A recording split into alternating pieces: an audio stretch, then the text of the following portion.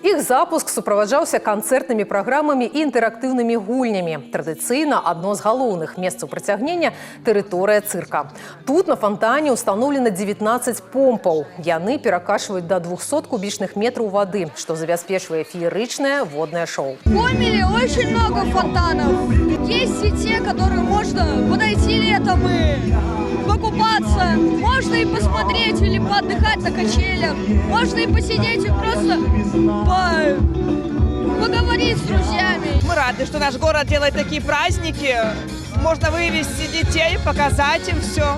Очень интересно. Струмені, якія б'юць проста з асфальту, ідэальная забава. Надвор'е ў гэтым годзе крыху подвяло, але гамельчане не з тых, хто будзе сумаваць. Мы пришли на праздник сегодня, потому что уже устали от холода этого зимнего.